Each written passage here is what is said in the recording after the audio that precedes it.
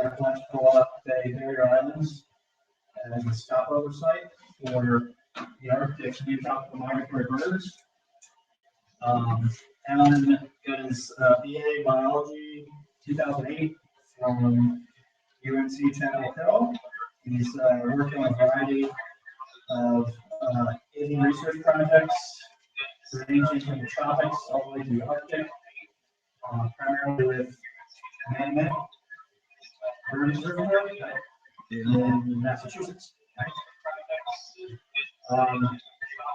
So Alan's been around for a little while. I think he's going to be heading down to Florida next week to start his fourth season there. Primarily as an assistant to Natalie, Armando, and Devin, who are the incumbent candidates working on that project. So it says here you work for the World Parrot Trust? Yeah. Okay. Study parrot testing? Yep. Yeah. Okay. And that's the work that you did in tropics? Yeah. Does anyone can test their computer to see if this is working?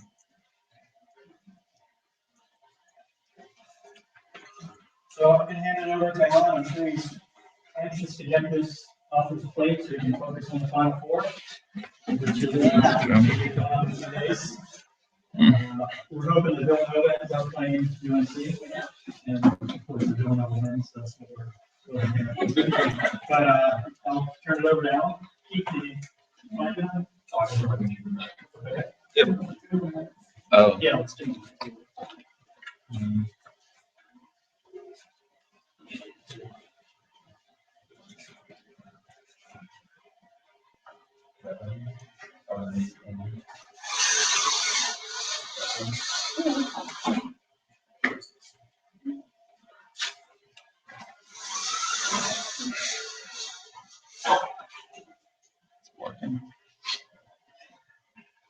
All right, well, I'm going to assume that our live stream has begun working, which I believe it has.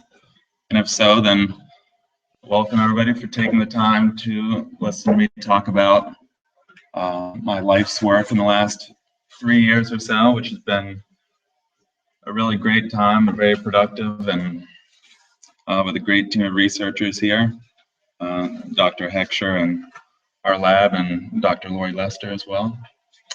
And so I'll just go ahead and get started. Hopefully, I think most of you saw Maria Mar's talk a few weeks ago, so you have some idea of what we're doing already, but I'll give you a solid background as well, just in case. So, in essence, what we're talking about, or what the biggest umbrella set of species that we're talking about, are things called Nearctic neotropical songbirds. And so, songbirds referring to is an umbrella term for a long list of species that are perching birds, birds like warblers and orioles, vireos, and things like that. And the name Nearctic neotropical is referring to the concept that they are long-distance migrants that breed in North America and then are spending the winter in tropical America, whether it's Central America, the Caribbean, or South America. And so within this set of species, there's been widely documented population declines, which have been attributed to losses or pressures on the breeding and wintering grounds. But more recently, it's been highlighted that a lot of these declines are attributed to increased pressures during their long migration that they do twice a year. And studies have shown that the mortality rate during this migratory period is up to 15% higher than during the rest of the year. And so within these long-distance migrants, they're not all necessarily taking the exact same path to get to their wintering grounds and to return to their breeding grounds. Some species are flying out over the Atlantic Ocean, some are going around, and you can kind of see in this graphic, it kind of illustrates the idea that they're all taking somewhat different routes to get there. So with any sort of migration, and especially with these long distance migrants, it's a risky and time consuming endeavor. And successfully accomplishing this migration is dependent on locating stopover sites, such as people need to find gas stations to fuel their long drives. Birds need to locate such locations so that they can meet their energy requirements for the migration, and also minimize stress, avoid predators, and achieve future reproductive success. And if they're not locating these sites, their survival and future reproduction could be severely compromised. So we got a comment from the outside world that more latency is your face on the slides. Is there a way to fix that? Yep, so hang on everybody. Let me look at that.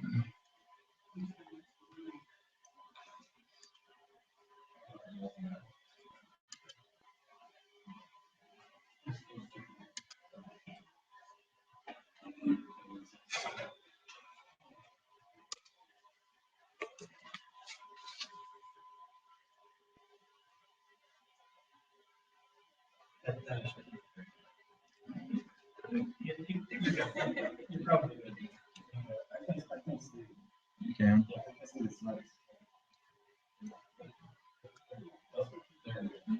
You see slides? All right. So thankfully, hopefully I was giving a really good description verbally. So,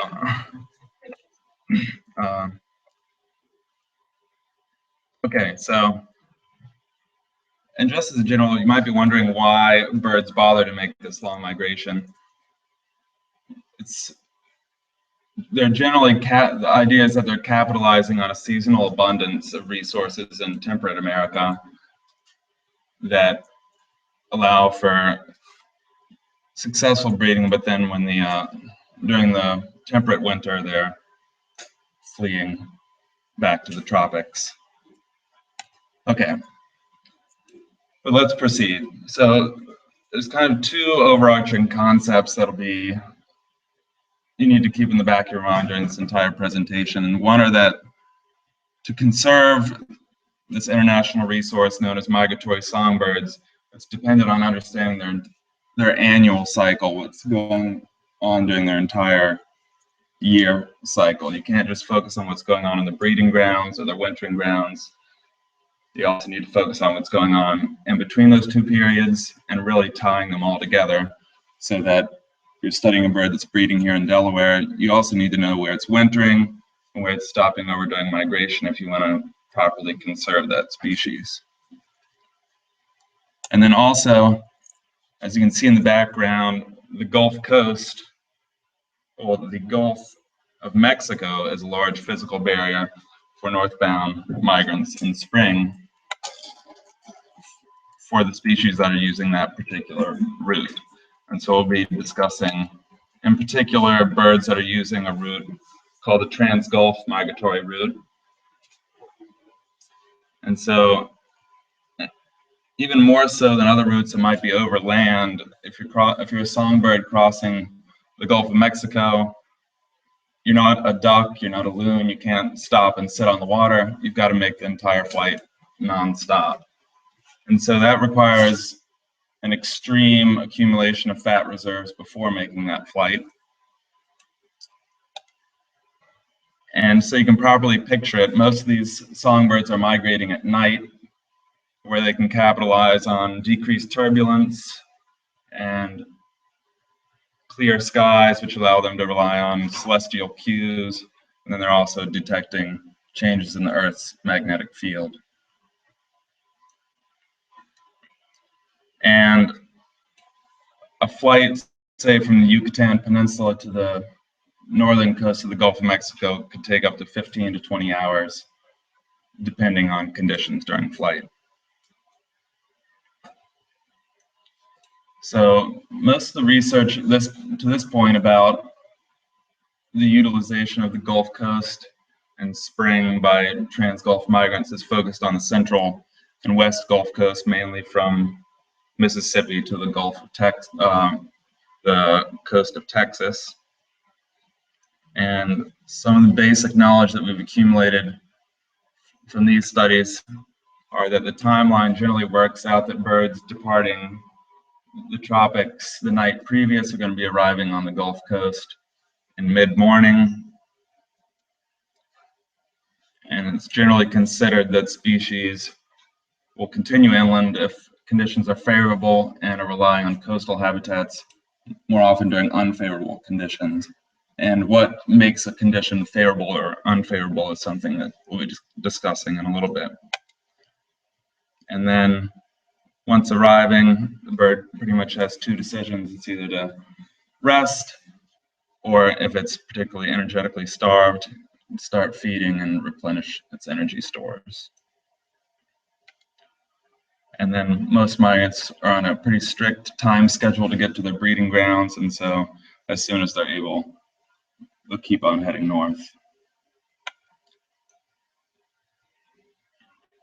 So Gulf Coast barrier islands in general can be thought of as being a front line of defense against, at the most basic sense, are a front line of defense against storms, which could be tropical of nature, threatening the mainland. And in doing so, they're reducing the extreme anthropological and environmental effects caused by wind and waves.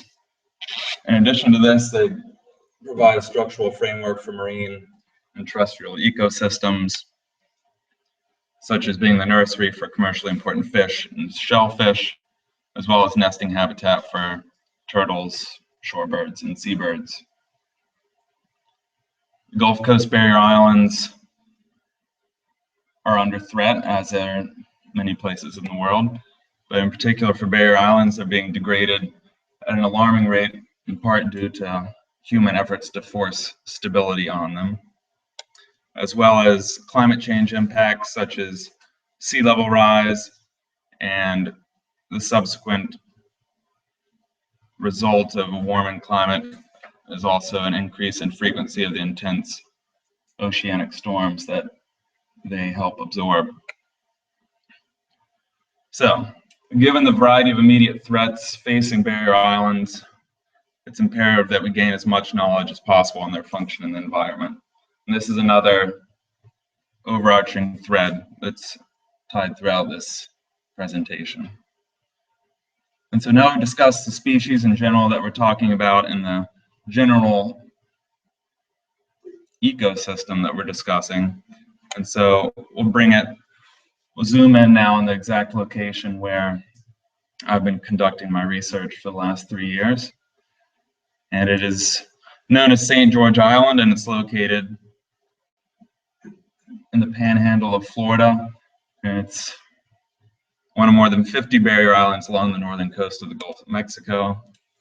And it's long and narrow, as most barrier islands are, and is approximately 8 kilometers from the mainland. Now, our field site where we conducted our research is in the Apalachicola National Estuarine Research Reserve, which I'll abbreviate as ANER if I refer to it in the future, and it's just a little east of the bridge that you take to get onto the island from the mainland near Apalachicola. And the island, this stretch of islands, functions as the southern border of the Apalachicola Bay. So here's, just to give you a brief visual of what this place looks like. It's quite beautiful if you haven't been there. Well, large parts of the ocean front are developed, as you can see in the top left corner. The bottom left corner is the bay side of the island, where you can see lots of pine trees are dying as seawater encroaches on the island. And in the interior, you have pine flatwoods with scattered palm trees and a few freshwater wetlands like you see in the bottom right. And so at St. George Island, I can hypothesize that we could be encountering songbirds coming from a variety of locations, ranging potentially as far away from Colombia, as Dr. Heckscher's research has shown with geolocators and veeries that species of thrush wintering in South America are crossing over both the Caribbean and Gulf of Mexico before entering temperate America along the Gulf Coast. It's also possible that we could be receiving some birds from the western coast of Florida, or straight from the West Indies, or potentially from the Yucatan Peninsula. So my overall objectives in this presentation, which are divided into 3 somewhat autonomous chapters that are tied together with a few common threads that I've mentioned. We're going to start out by using constant effort mist netting as a method to begin to evaluate the number, diversity, and energetic condition of birds using the island. The second chapter will delve into some of the local conditions that perhaps influence the magnitude, temporal variability, and energetic condition of migrants captured, which I'll give a hint has a lot to do with weather. And then third, we'll get into taking a particular focal species known as the gray catbird, which is a particularly abundant migrant, to try to examine use an isotope analysis to get insight into their wintering and breeding origins, to perhaps tie the entire annual cycle of a species to the island in particular. And in doing so, we'll have figured out what sort of birds are used in the island, under what conditions, and with a particular species, see where they're headed and where they're potentially coming from. And so we'll get into it now with the first chapter or installment of this presentation, which is the spring stopover of songbirds at Apalachicola National Estuarine Reserve on St. George Island. And so some of the numbers you'll see here include total species captured, species diversity, recapture rates, energetic condition, and temporal patterns of capture.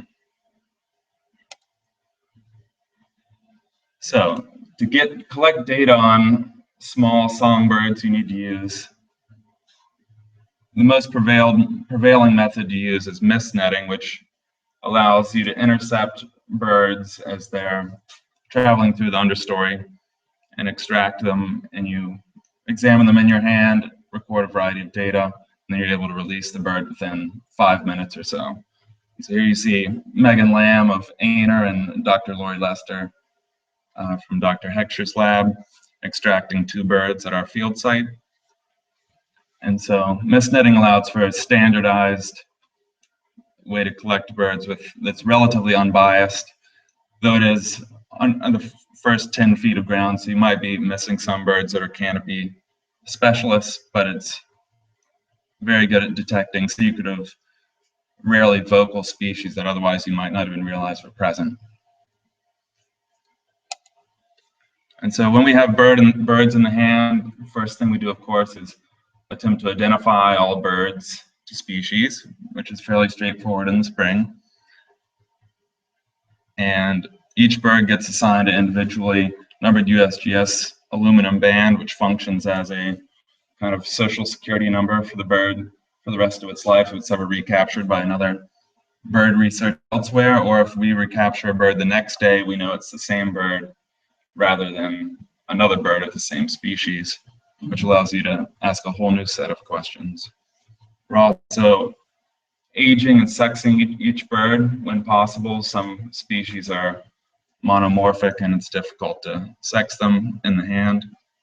And then we're collecting a variety of physical measurements, including the wing chord, which gives an idea of the bird's overall size, body mass, and then to get an idea of the physical condition of the bird, we're looking at subcutaneous fat reserves and a pectoral muscle score, which we're scaling on some standardized scales that are widely used in the field.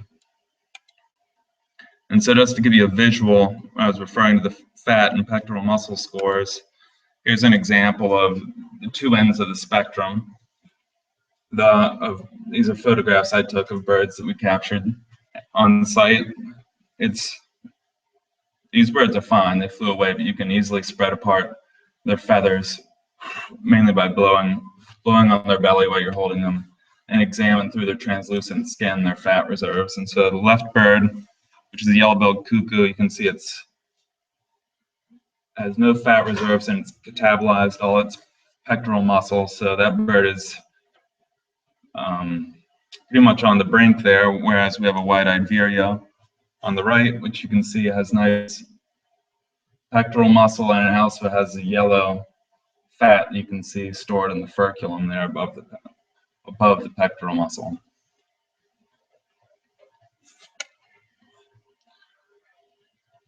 So now that we collected all that data, what did we do with it? What did I do with it? To get a standardized estimation of the capture rate of birds, how many we're catching compared to another day, you can calculate something called birds per net hour, which is basically the number of birds you're catching per 12 meters of net open per hour. And then you can do a simple calculation of the recapture rate of migrants. And then to evaluate annual within station capture rate variability, I calculated captures per 1,000 net hours for each species, as well as the coefficient of variation between years. And then I also tested the hypothesis of whether fat and pectoral score muscles were an indicator of the likelihood of a bird being recaptured. The methods of which I did that, I'll get into more detail in a minute. So let's get into some results.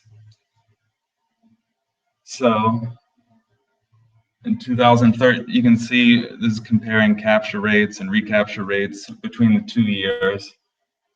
2014 we got significantly more birds, which seems to be more than just because we have more net hours. As you can see, birds per net hour, we're catching roughly 0.36 birds per net hour in 2014 compared to 2013, which is much lower. More species in 2014, and you can also see the fat and muscle scores are fairly low for both species, which suggests that they're in relatively poor energetic condition. So this gives an idea of kind of our capture rates from day to day with birds per net hour on the y-axis and the date on the x-axis. And you can see that capture rates from day to day are highly variable, especially in 2014, where we had several days where we were catching lots of birds and then other days when we're catching hardly any, whereas 2013 is a bit more steady.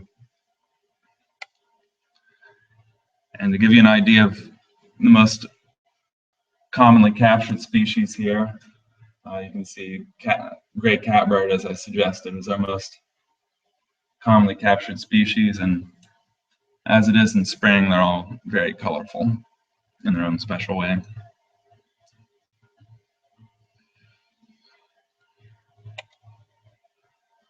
So here's a full list of the migratory species that we captured. And so the coefficient of variation in the right column gives an idea of how variable the capture rates were between the 2 years. So for example, if we look at yellow-billed cuckoo and red-eyed vireo, gray catbird and ovenbird, which we caught a fair number of each year, and the numbers were fairly consistent between the 2 years. Whereas you can look at the other extreme, Swainson's thrush, wood thrush, blue grosbeak, indigo bunting, for example, where we're catching large numbers, but the CV value suggests, and I can confirm with the data, that we caught almost all those in just 1 year or the other, and they were not very consistent between the 2 years. And so how do we stack up against the central and the western Gulf Coast, you might be wondering. It's generally been considered that the east Gulf Coast is a little less, falls a little outside of the major trans-Gulf migratory route. And so, but St. George Island stacks up pretty well against some previous mesh netting studies that have occurred on the Gulf Coast. Though, as you can see in the previous graphic, numbers are highly variable between years. So it's really difficult to say for sure whether to evaluate the significance of a stopover site in such a variable location. And so it kind of implies that it takes many years to perhaps quantify the full breadth of a migratory community, whether these discrepancies are biologically meaningful or perhaps just a result of interannual variation. Nevertheless, this does suggest that in some years, the East Gulf Coast is likely acting as significantly as the Central and West Gulf Coast at the stopover site. And so now we get into the question of whether the energetic reserves that we quantify in the hand might affect the recapture likelihood of a bird. And so we always need to focus on here that we're looking at the first table is fat scores and the second table is pectoral muscle scores. And for birds that were never recaptured, they were fatter and they had better muscle scores than birds that were recaptured. And these are with significant p-values here, which suggests, so if you read between the lines, this is saying that the poorer condition that a bird is, the more likely it is to be recaptured at our site. And if a bird is recaptured, it's then obviously sticking around longer. And so it makes sense that the skinnier, less healthy birds are staying on the island longer than birds that are healthy enough to continue migration.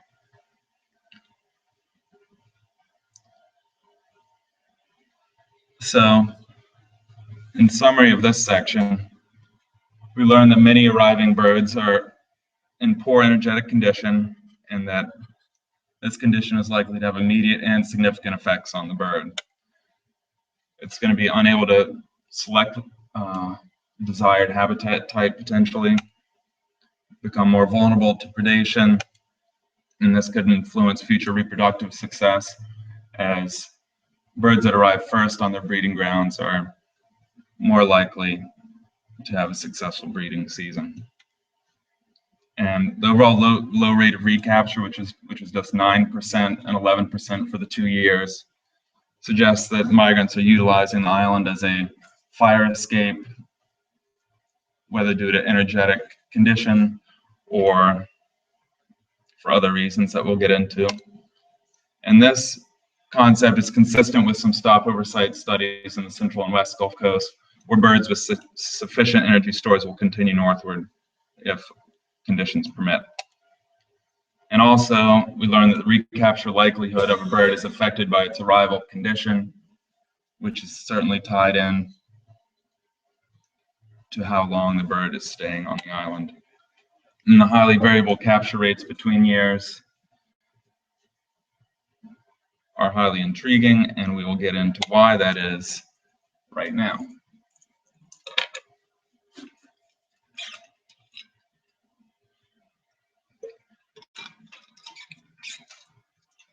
So the focus of chapter 2 here will be to investigate how the influence of coastal weather patterns on the stopover of songbirds on St. George Island. And so, in essence, my objective is to determine if local weather conditions are a predictor of the magnitude, temporal variability, and energetic condition of the migrants captured. And so what do we already know about the role of weather for spring northbound birds crossing over the Gulf? So the only reason they can do this to begin with is that during April and May, there's the prevailing weather pattern is a southerly flow across the Gulf, which acts as a favorable tailwind. And studies have shown that have occurred, studies in the tropics have shown that at the point of departure prior to crossing the Gulf, migrants can assess weather conditions and will often terminate migration if they encounter poor weather shortly after takeoff. But regardless of whether a bird can do that or not, and if it's great in Cozumel right now or somewhere, they're not necessarily going to be able to predict weather conditions up to 2,500 kilometers away in 12 to 24 hours in advance. The birds are pretty special. It is possible that they could, but we'll see if they can't. And so while crossing the Gulf, they might run into unexpected crosswinds, which could cause them to drift to east or west away from their intended trajectory. Unexpected headwinds could increase the duration of flight, and precipitation could waterlog feathers. So for example, this is the bridge crossing from St. George Island to the mainland, where we conveniently get a nice bridge to drive across. But this is looking across the bay on a day with a strong north wind, and so it's not necessarily so easy for a bird that doesn't have a nice road to drive along. So to examine these dynamics between weather and the stopover on these islands, I collected data from St. George Island State Park's weather station, which is just a couple miles from our field site. And I collected the variables I thought would be most pertinent, which include maximum. Most of these are for daily mean values and include maximum, minimum, and mean temperature, atmospheric pressure, wind speed, presence of precipitation, and dominant wind direction for the day. And so I took the temperatures and categorized each day as being above, below, or neutral historical means for that day to basically classify whether the day was a cold day or a hot day or a right on par day. I categorized each day as having presence or absence of precipitation, and categorized days as fallout. Okay, so fallout refers to as a birding term for when lots of birds materialize out of nowhere, not nuclear fallout. But so that's what I'm talking about. And if I say fallout, and so I categorized it as fallout wind conditions under the hypothesis of being north, any winds coming from the north, which would act as a headwind, north, northeast, or northwest, and all of the daily directions result in the day being categorized as non-fallout conditions. And so we come back to look at the influence of these conditions on energetic condition of the birds.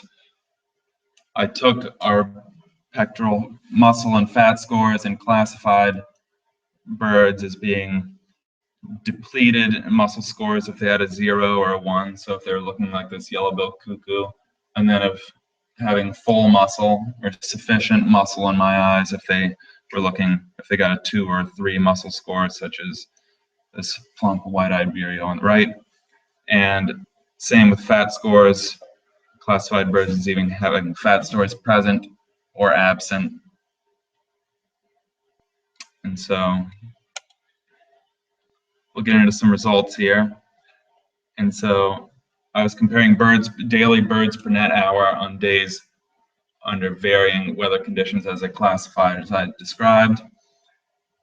And as you can see here, there's a very stark contrast between birds per net hour on days with fallout winds versus non-fallout winds. So that's very high birds per net hour rate on days with north winds. Also with days below mean historic temperature, as well as days with precipitation. And so conversely, we're having very low capture rates on days with hot days with south winds and no precipitation. And so we take the weather or the wind data one level further, and this is a polar plot that shows birds per net hour based upon incoming wind direction, with 0 degrees being north and 180 degrees being south. And you can see that on days when the winds were coming straight from the north, we had the highest values of birds per net hour, followed by northwest and northeast. Whereas if the wind was coming anywhere, acting as a tailwind coming from the south, we're having very low capture rates on the island. So now we delve into mean daily wind speed, which you wouldn't necessarily think would be a great indicator because it isn't defined by direction at all. It's just wind speed. even though there was a significant correlation here, I broke it down.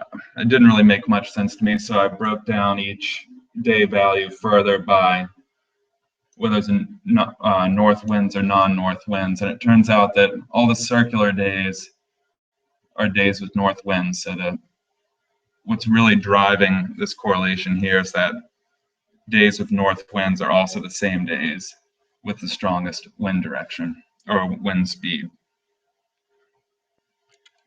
And then here to look at the relationship between barometric pressure, daily values, and birds per net hour, and there's not a significant trend, which we'll get into in a little bit why. So, a discussion of the effect of weather on numbers. In some, the number of migrants captured was greatest on days with north winds, cold temperatures, and precipitation, all of which are consistent with conditions found during and following the passage of cold fronts that are penetrating the Gulf of Mexico. And so similar associations with wind direction have been found in field studies in the central and west Gulf Coast, though never on the east Gulf Coast. And during my reading of the literature, I found some interesting studies that have shown that in the laboratory where birds exposed to spring, or birds in spring migratory condition exposed to a simulated high pressure cold front had reduced migratory restlessness. And so you note that increased pressure is listed there as a possible indicator as well, even though my results didn't show that. And I believe that's because there's multiple weather conditions that can cause high pressure. And so whereas high pressure might occur after the passage of a cold front, could also occur during days of sustained southerly flow through the region, which would thus lessen any such pattern. And just in broad significance, this is the first field study to use this method to link daily temperatures with migrant numbers at a stopover site. And just to give you a little picture of what I'm talking about with cold front, this was our first day of field work in 2013, which was also probably the one day I saw the most birds ever on the island.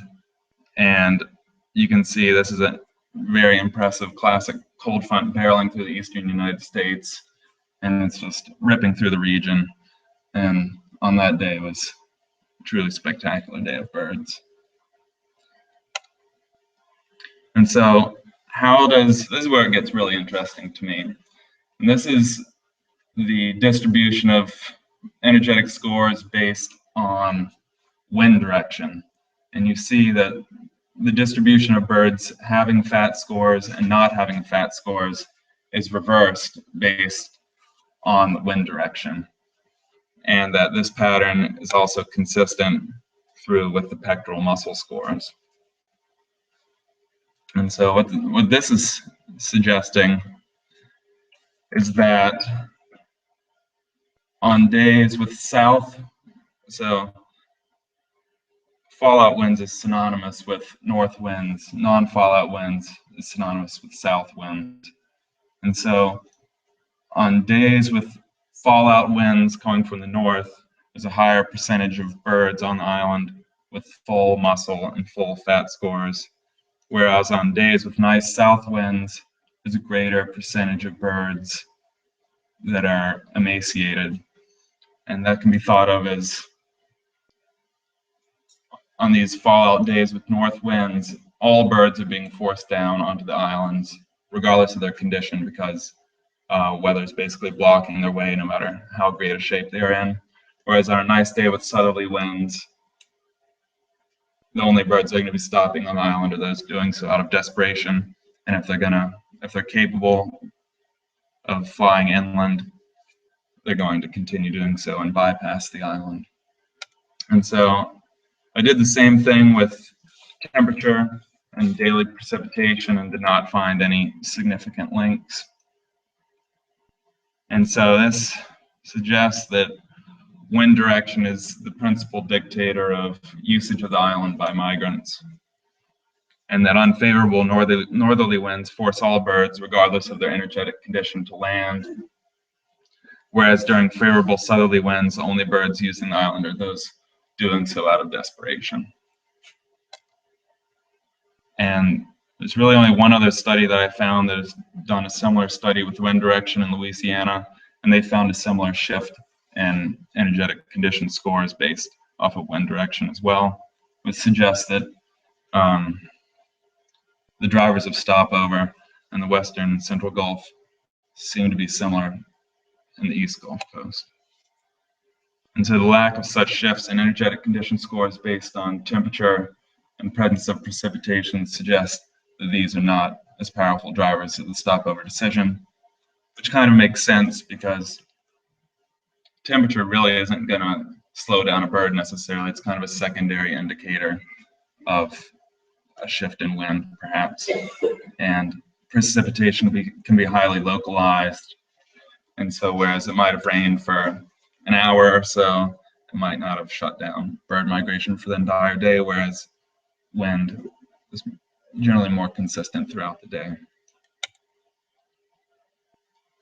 And so these results are generally consistent with what has been found in previous Gulf Coast studies, and suggesting that migrants approaching the coast under ideal migration conditions will, if capable, continue inland, and that migrants that land along the coast or on barrier islands during ideal migration conditions are usually physiologically stressed, and the large numbers landing on the immediate coastal barrier islands, most often during inclement weather. Okay, so now we know what kind of birds are using the island. We've kind of got an idea of when and why they are landing on the island, under what conditions, and to what extent, and how their condition is shifting. And so now we're going to try to use the most abundant species that we captured on this island, known as the gray catbird, to try to tie breeding and wintering locations to this stopover site. And so kind of a concept I'm going to introduce here that you want to keep in mind is the idea of migratory connectivity, which is kind of what I'm describing, which is trying to gain an understanding of how breeding and non-breeding populations of a migratory species share individuals. So can we tie Nebraska to Guatemala or something like that, and St. George Island in between? Who knows?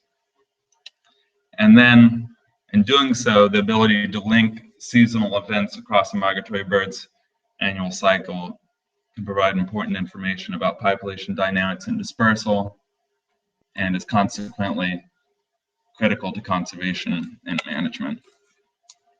And so what the tool I used here to do this is looking at the hydrogen stable isotope ratio found in birds' feathers and claw keratin. And so first we'll discuss how I'm utilizing the values in the flight feather. And so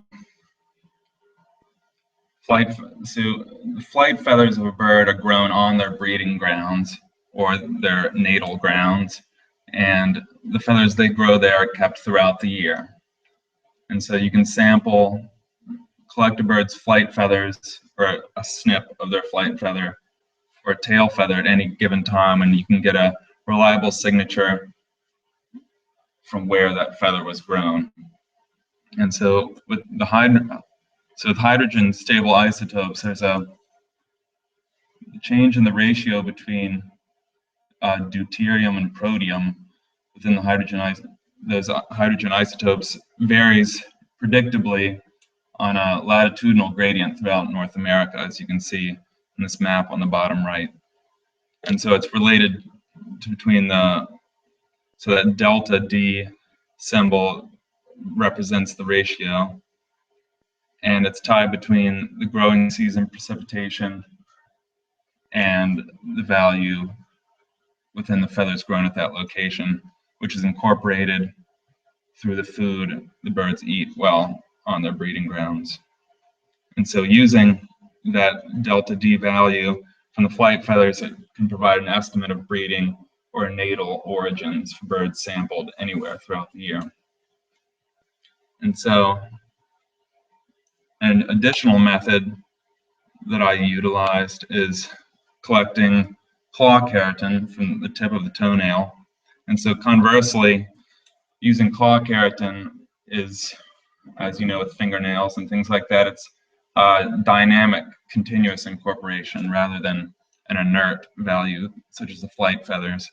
And so, according to the literature, a tip of a claw would provide a delta D signature from the previous 3 to 7 weeks. And so this is a less proven method and kind of new edge or new age in a certain sense. Partially due, so by me collecting a sample such as this on the Gulf of Mexico, you can think that the signature I'm getting from the previous 3 to 7 weeks is likely coming from their wintering grounds. And so whereas there's this beautiful latitudinal gradient in North America, the isoscape in tropical America is far less structured, as you can kind of get an idea of by looking at the A zone there. Values surrounding the entire Gulf of Mexico and the West Indies and the Gulf Coast are pretty similar. And then there's also potential unpredictability with ground feeding birds, whereas the nails can get somewhat enriched from fooling around in the leaf litter.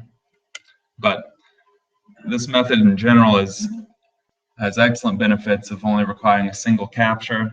You don't need to recapture the bird ever again to tie it to a different location. And it's pretty easy to get a large sample size. And so the gray catbird, which I mentioned, is there on the left. Hopefully you all know of the gray catbird. It's a great bird. And the map here on the right is showing breeding and wintering grounds, with the breeding grounds being in pink, the wintering grounds being in blue, and the purple along the Atlantic seaboard is year-round locations, and the peach there is just migration only. And so I was able to collect samples from 145 birds, which is far and away more than I'd be able to collect from any other bird, which is excellent. And so I won't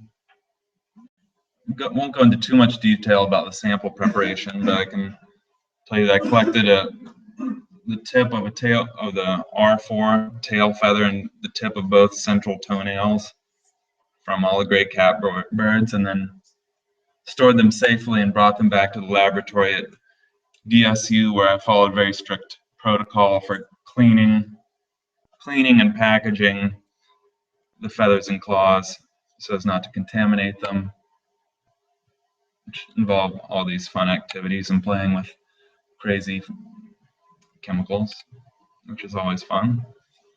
And then I wrapped each sample in aluminum foil and sent it to a stable isotope laboratory at northern Arizona called the Colorado Plateau Stable Isotope Laboratory, where they, after a few weeks, sent me back an Excel sheet with lots of numbers. So, what did those numbers tell us? Well,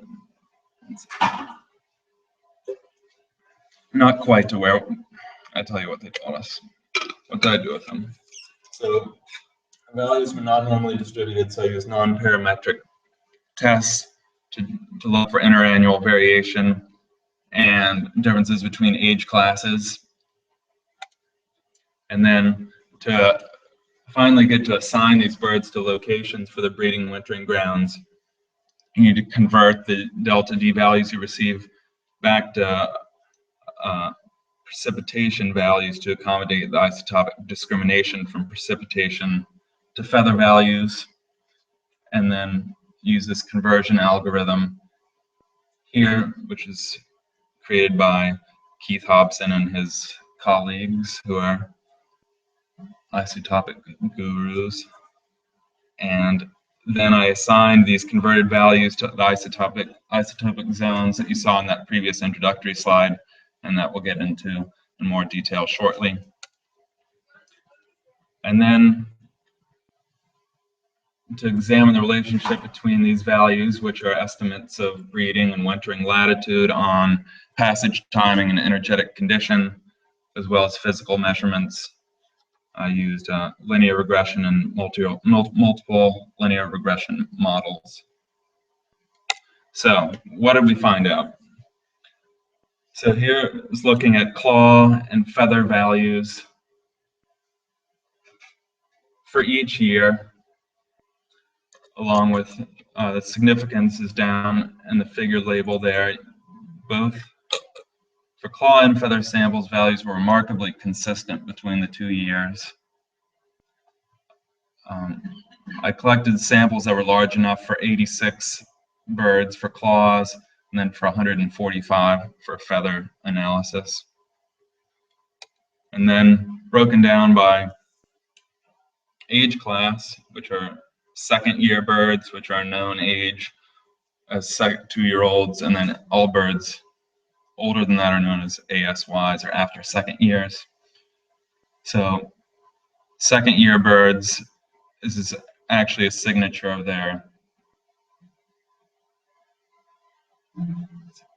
feathers are actually a signature of their natal origins, and the ASY samples are their breeding origins. And then, once again, they're quite similar between the classes. All right, here's where it's get fun. This is the funnest part. Okay, so now we have this isotopic, or this isoscape, and that's the breeding, or that's the gray catbird's breeding range overlaid on it. And you can see all the different zones on the left. And so how did the 145 birds pan out?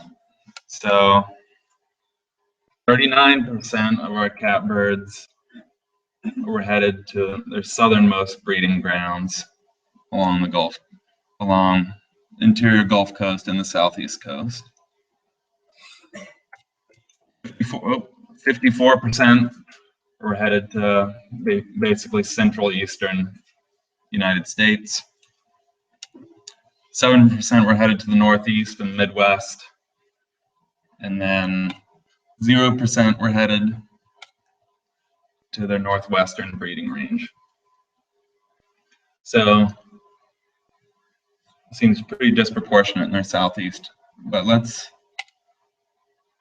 so then to explore a little bit more detailed of this disproportionate pattern here, I created this table here which compares the proportion of the catbird's breeding range that's expected, basically the amount of breeding range that falls into each zone, which is the expected black column, and the B, C, D, E, F isotopic zones. And then the white column are what I actually observed in the values. And you can see that, for example, the D zone especially, which is the light green zone, even the 33% of the catbird's breeding range falls into that zone. We only assigned 7 birds to that range, whereas both B and C are disproportionately high. And then the remaining 35% that falls in the E and F zones in the northwestern part of the breeding range are completely absent from the birds we sampled on the island. And then the same thing with our claw samples. And this is the wintering range of the catbird overlaid on the isoscape. Unfortunately, the isoscape only goes as far as halfway through Central America, so the southernmost part of the wintering range is not covered, but 76% of the values fell into the blue range, which represents areas hugging the Gulf Coast, or the Gulf of Mexico, basically, and then another 6% were consistent with more interior values in Central America. The final 18% did not fall into any known isotopic zone, which could be due to some of the added unpredictability of using claw feather or of claw keratin, which we'll get into in a little bit. So, discussion of the geographic assignment here. It seems quite clear that gray catbirds sampled were headed exclusively to the eastern portion of their breeding range, and with a disproportionate number of birds headed to their southeastern breeding grounds. And so you might wonder, is that just because there's a lot more densely populated catbirds in the southeast? But you can look at this reference here is the Breeding Bird Survey data set, which is over the last 40 or 50 years. And through examining that, you can see that this is not likely due to varying abundances. Densities of gray catbirds in the breeding season throughout that range are relatively consistent, so it's not likely just due because catbirds are breeding like crazy in the southeast. So it suggests that, so what can we infer from that? It's that perhaps catbirds breeding in the western portion of the range aren't using this migratory route and are perhaps using a circumgulf route, not crossing the Gulf, but going around it. And also suggests that perhaps the catbirds in the northern or northeastern portions of the range where we had proportionally few birds, it suggests that they're maybe not even going to the tropics and are utilizing those year-round habitats along the Gulf Coast and the southeast coast. So what else can we glean from the literature to further corroborate these theories? So this table shows my values for feather, for the delta D values from feather, and the red are my values. And then from two separate studies that have collected feather samples on the wintering grounds for gray catbird, one location in Mexico and one in Guatemala, you can see that the Guatemala values are remarkably similar to the values I collected in Florida, whereas the Mexico values, which I'll show this again on a map in a second, the -122, that is consistent with the northwesternmost portions of their breeding grounds. And so keep this in mind.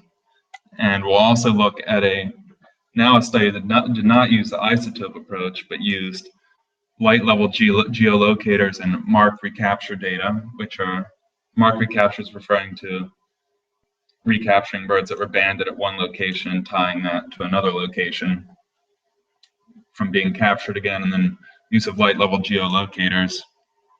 Ryder et al. 2011 was able to tie breeding grounds in the Northeast with temperate wintering grounds in Florida, and then catbird breeding grounds in the upper Midwest with northern Central America. And those lines there aren't necessarily suggesting migratory routes, they're just tying the two locations. So it doesn't mean catbirds in Florida are flying out over the ocean and heading to the Northeast. So these two studies as well support a theory of chain migration, which is suggesting that northern birds went to the furthest north and southern birds went to the furthest south. And that it seems that perhaps the mid-Atlantic is a zone of transition between catbirds wintering in temperate America and those wintering in the tropics. And so if we go back to this map and take back what we've learned from my values in those two previous studies, we can play a little game and kind of roughly assign where catbirds are going. So from this study here, the Mexico and the -122 values, we can send Mexican birds. And remember, we didn't catch any of these birds from crossing the Gulf. It seems likely the birds wintering along in Mexico are headed to the northwest, where we had no birds. Birds in Guatemala, which were very similar to my values, are likely crossing the Gulf and headed to their southeasternmost breeding grounds. Similar, perhaps, with birds in the West Indies, which we could also potentially be catching in Florida, and headed to southern breeding grounds. And then, under the theory of chain migration, we can, and also through the geolocator study, tie birds wintering in Florida to the northeast, and perhaps also birds wintering on the southeast coast. And then finally, birds wintering on the Gulf Coast, perhaps going to the northeast as well, and therefore not being captured at our site, because being a barrier island, we're unlikely to be capturing any birds that are wintering in that area. Okay. So now we're going to move on from the geographic assignment portion of this and look at the effect, the relationship between the isotopic values and passage time, which passage time being the day we captured the bird. And so on these axes, we have the ordinal date of capture and the isotopic value on the y-axis, which is equivalent of breeding or Kneidel latitude. And seeing basically no relationship at all here. Similar with claw values. And so, what does that mean? You might wonder what it means. Well, previous studies that have done this on the Gulf Coast have shown a very marked correlation between the feather values, which relate to breeding latitude, and capture date. It's been found with these species in studies along the Gulf Coast of Louisiana and also in California, even though that's not particularly a Gulf Coast study. And so that pattern is generally attributed to the earlier onset of suitable phenological conditions on their breeding grounds at southerly latitudes. But as with my study, there have also been multiple cases at spring stopover sites where no correlation has been found. And this has also occurred on the Gulf Coast with northern water thrush and ovenbird, as well as Wilson's warbler in California, and also at a spring stopover site with Swainson's thrush in Costa Rica as they migrate through Central America. So what do we make of that? Is that just a mess, or can we try to figure something out from that? Well, I think we can actually see something quite significant in this. I think it suggests that rather than having a very marked kind of passage timeline of these populations, it seems that perhaps catbirds are arriving en masse in North America and then segregating themselves out after arrival in temperate America. And so evidence to support this is that once these birds arrive in temperate America, they're more exposed to environmental cues that could help hone or adjust the rate of migration. For example, this spring, I don't know if you'll have noticed, but birds have been arriving. Well, things have been flowering a bit earlier this year, and birds have also been arriving earlier this year. So birds have the ability to cue in as soon as they arrive in temperate America, and also to a certain degree in tropical America can detect these shifts in phenological timelines and adjust their rate of migration accordingly. But once arriving in temperate America, these cues are much more reliable.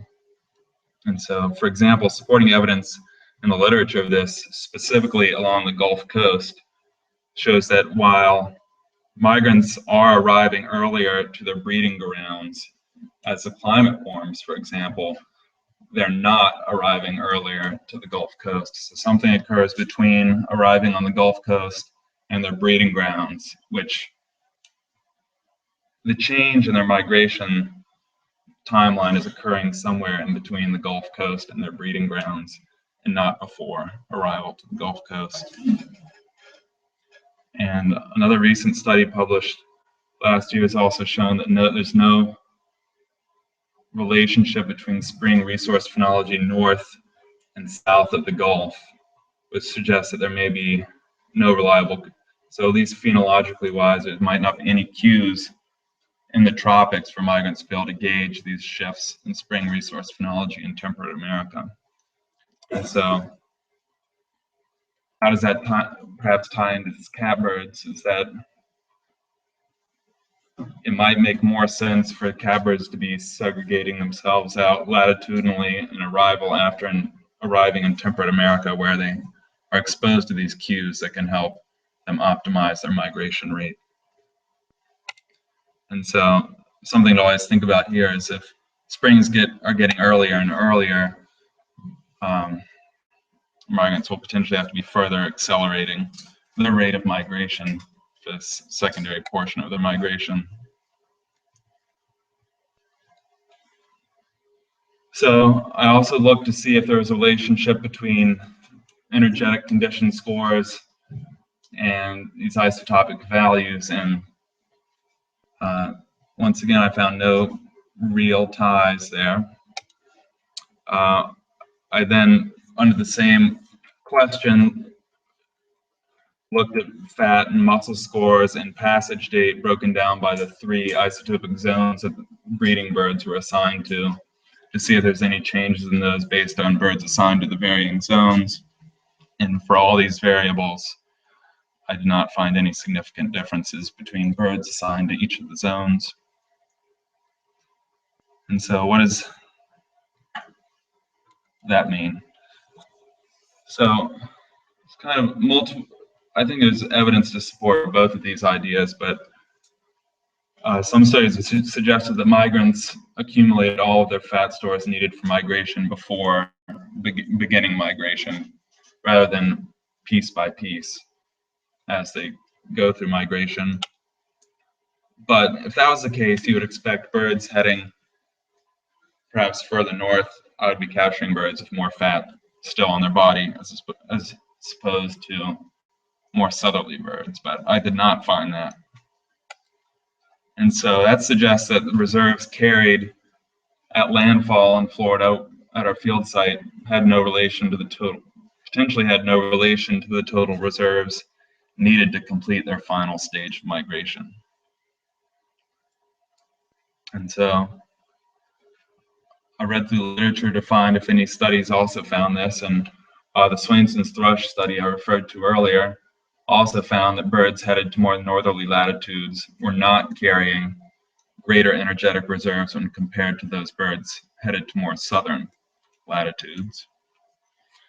And perhaps you all are racking your minds about why that is. And I know I certainly did. And so I think me finding this kind of further corroborates my hypothesis that, at least for catbirds, arrival on the Gulf Coast marks an initiation point for a secondary stage of migration, where perhaps they're now exposed to environmental cues that can help adjust their rates of migration accordingly, and perhaps then after doing that, they then can reset the amount of fat reserves they're going to need. So perhaps, yeah, all right. Yeah, hopefully I explained that well enough. So with any study, you kind of need to think from all angles the potential other reasons why things came out the way they did. And so there's a few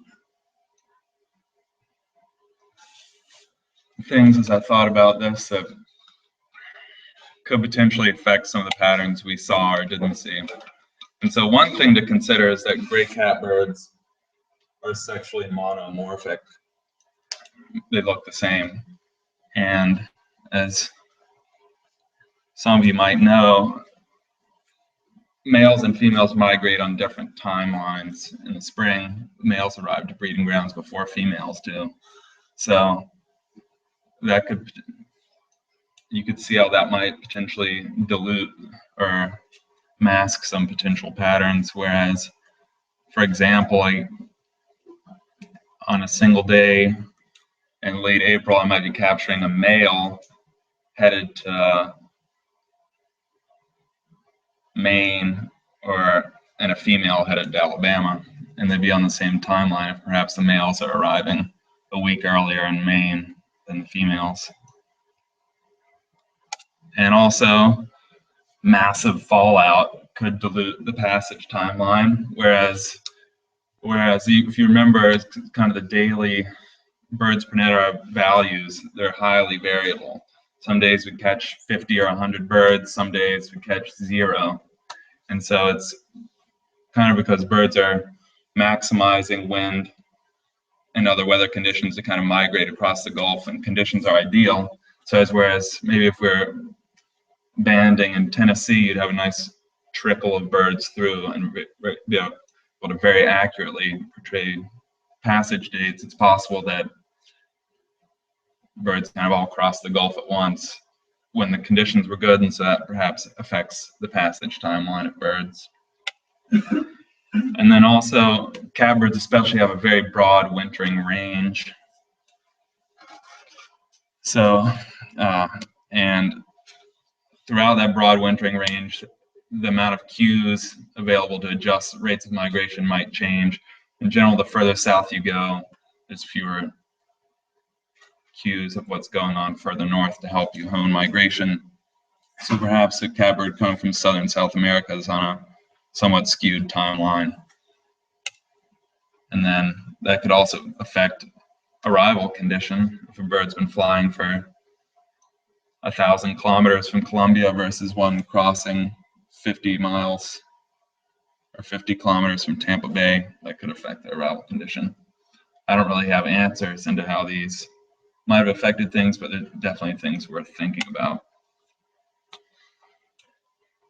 And so in sum, we kind of take the totality of this study or studies and think about how it affects management and conservation for catbirds and all migrants and the Apalachicola Bay and Barrier Islands. And this is kind of a something to ponder here. Is like, how do you focus on individual species, or do you focus on habitat when trying to conserve migratory species? And especially during migration, it's particularly difficult because you're not necessarily finding birds in amazing virgin stands of forest. You're finding them sometimes in front yards or backyards or bird feeders. And so kind of a new prevailing concept out there is to focus on high priority stopover sites and put forth effort in locating these sites and what makes them significant or not significant, rather than focusing on individual species. And so that was kind of the overarching theme of this entire project, is to kind of evaluate these barrier islands and region as a stopover site and see what kind of role it plays in the world of migratory songbirds. And so I guess we can all come to our own conclusions, but to me it seems pretty clear that St. George Island is a pretty significant stopover site for a long list of species, and most of them are in pretty energetically stressed condition and are headed to a wide variety of locations. And so even further, focusing on this stopover site of international conservation importance, in my opinion, coastal habitats are under duress in the future, and particularly barrier islands are likely to experience shifts in habitat and perhaps disappear completely, which has also been a focus of the Dr. Heckscher lab. And Dr. Lori Lester has recently came out with a publication discussing how the habitats used by migrants on St. George Island are going to shift under various sea level rise scenarios.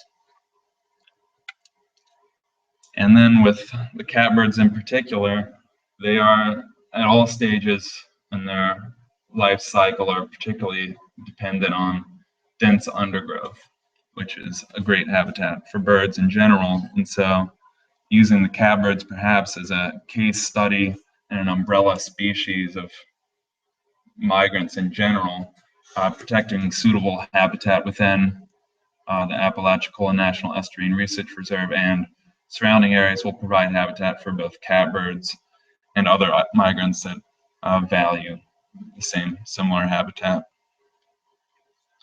And given the highly variable nature of migrants or migrant community along the edge of geographic barriers such as the Gulf of Mexico, this highlights the need for continued study on the migratory community, and it's with almost 100% certainty I can say that what happens one year is likely to be very different than what happens to the next and the next, and species that we hadn't even encountered in one year could be abundant the next year, and the dynamics that drive them likely shift from year to year as well. And so it's, you can never claim with 100% certainty the significance of a place unless you keep on doing the work and seeing how it happens over the long term. And so that's pretty much it. There's a long list of literature cited in the work, and there's a lot of help from many different sources for this project, ranging from funding sources to assistance at the Apalachicola National Estuarine Reserve, particularly Megan Lamb with her on-site assistance and help with our data collection as well, and St. George Island State Park for providing me with that weather data, and then our NOAA ECSC collaborators at Florida A&M and elsewhere, and then support here at Delaware State University and from my department. So thanks for coming.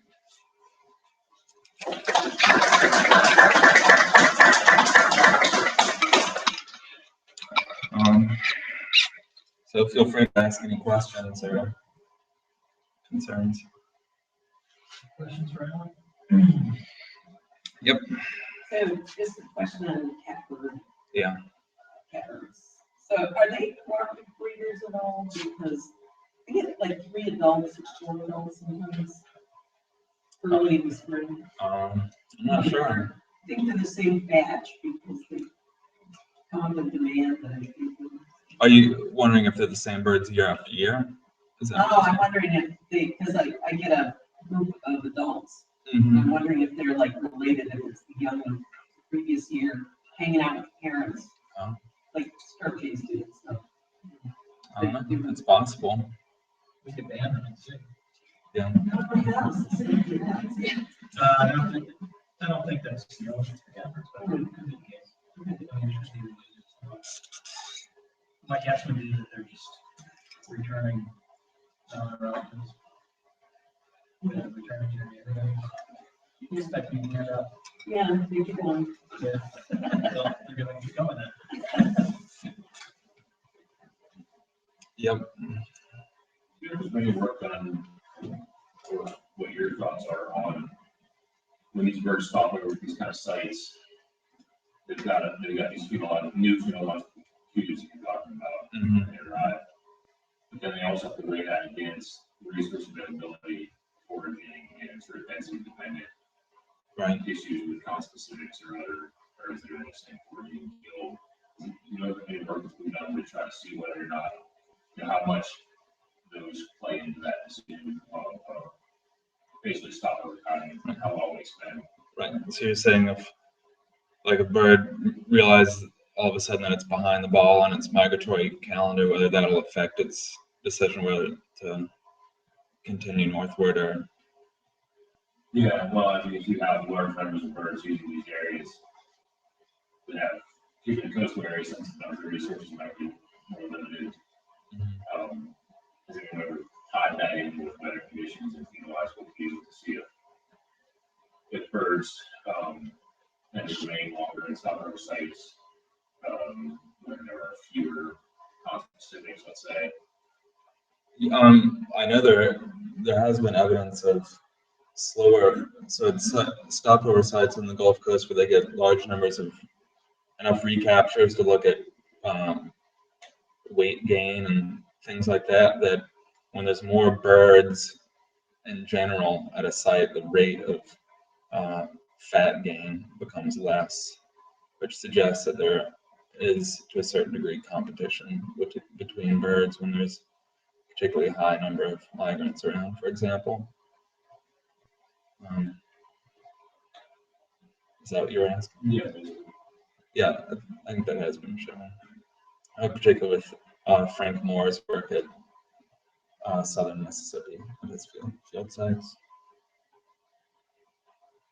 Our rate of recapture was so low that couldn't really use that method to ask questions like that with any significance, even though we did note birds that both gained and lost weight quite significantly within a single day.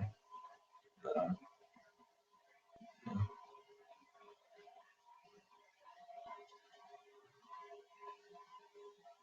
Any other questions, John? Dad? Is there an effort directed towards determining what triggers northward movement in the species, like comparing studies or anything to see whether it's I mean, what initiates northward spring migration? Yeah, from the south, from the north, so there's data. So photo period is one, and then photo period is what comes to mind. Do you know any others? I was going to have a follow-up question for you and ask you if you Oh, but I mean, with birds that are wintering further north, you can also cue into things such as phenological things of temperature, and yeah, the amount of cues, reliable cues, it becomes primarily endogenous for birds, for example, wintering in South America. There's no reliable exogenous cues to rely on. Well, that was going to be my comment. I mean, how you caught berries at this site, right? Yeah. Gray chief thrush. Yeah. So some of them are departing from the equator. Right. Are they using photo period?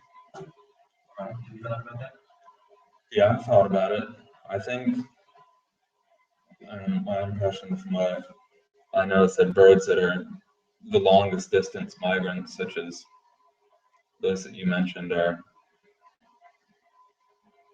not sure what they're relying on, but I know it's primarily endogenous cues for the South American birds until they get further north and then perhaps exposed to their variables. So like physiological condition, or I mean, what cues might be endogenous? Yeah. Can you think of anything? No, not off the top of my head. Yeah, I think that's a big mystery. Yeah. It's hard to know what goes on inside the brain of a bird. Someday we'll be able to get inside the bird and see what it's thinking. Yeah. Yep. How far south of catbirds? There's winter sparingly in Colombia, so they just barely make it to South America. I think the greatest wintering numbers are in Central and Central America, and then the West Indies. So in the mountains of Colombia, do you know specific places or coast? I don't think it's not particularly the mountains. I think it's just dense lowland habitat, perhaps. Okay. I've never been there, but seeing them in other tropical locations in the winter, I've seen them mostly in lowland and mid-elevation, dense understory. So Nick Italy has a banding site with Darien in Colombia, very northern, right on the Panamanian border. Right. So we should see if he's ever gotten catbirds coming through that. Check some of those locations. Yeah, we need to get feather samples from there. But I don't know. Any other questions, Ron? Yeah. So based on your knowledge of like weather patterns and migration, I was wondering if you have any predictions for capture rates this year, being in the new year. Well, I can tell you this. I think El Ninos have been linked to decreased, drought years, and perhaps also, drought in the tropics has been, during the winter period, has been linked to decreased energetic condition of birds at stopover sites along the Gulf Coast.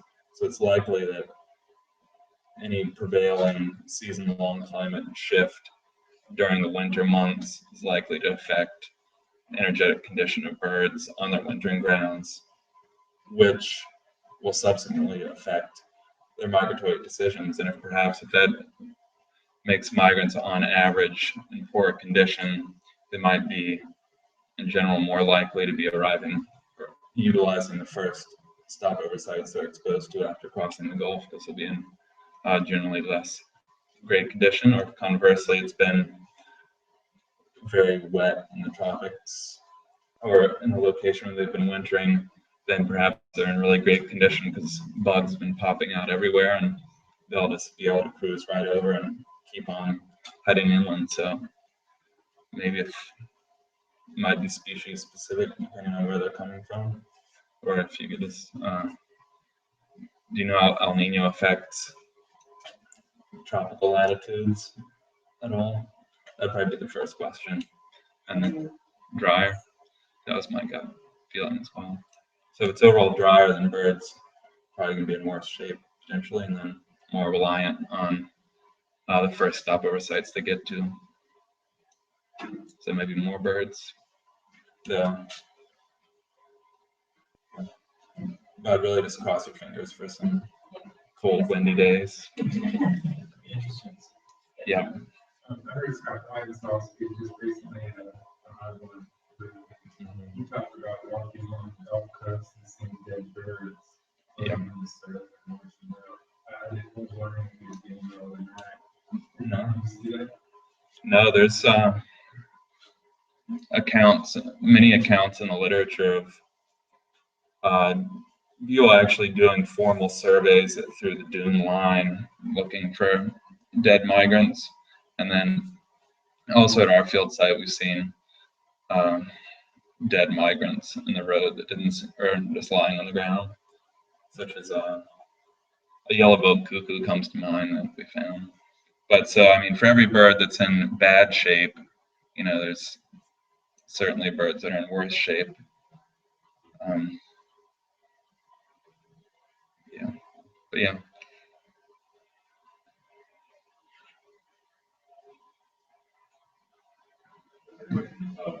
This phenomenon that you sort of documented here, and it's been starting up in a lot of the radar studies of transgulf migration, where the real hotspots tend to be in inland.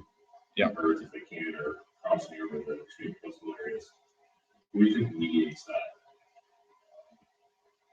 decision? It's a resource-based thing, or opportunistic, or just trying to get further on conditions?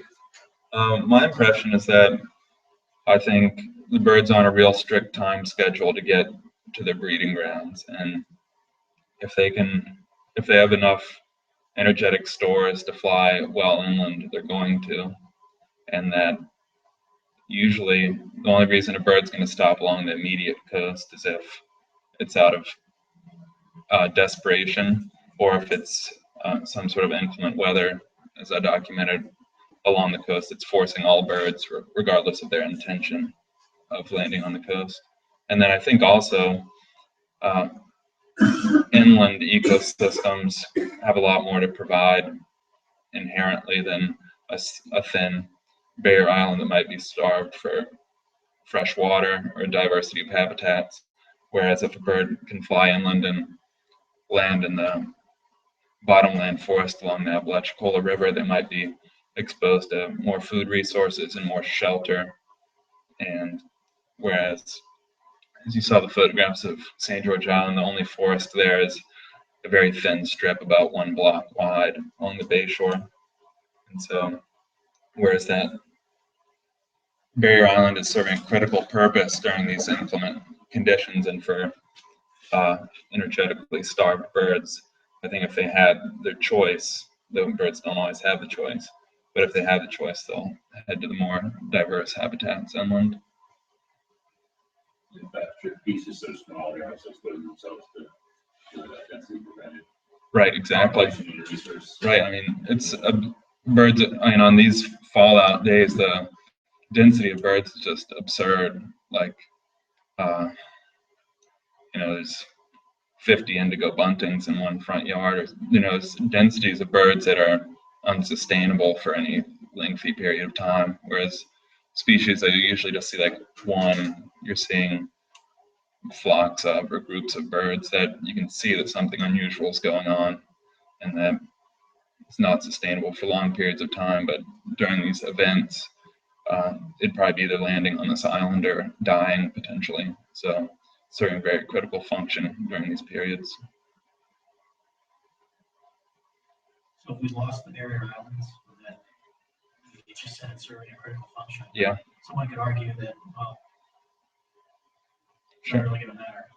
Yeah, I mean, you could argue that selective pressures will just weed out the birds that can't make it. But I think, as I emphasized at the beginning, there's pressures on all periods of the annual cycle of these birds, including on the breeding and wintering grounds, and migration is inherently already the riskiest part of their life cycle. And significant numbers of birds we captured, for example, are on the brink physically. And so there's no guarantee that they could make it to the mainland, especially if that means flying through a thunderstorm or flying through a howling 30-kilometer north wind. And so I think in these times, every life matters, and that the birds already aren't doing well. And so any step that you can take to preserve one life is well worth it. That's it, I guess. Any questions? So, give Alan a-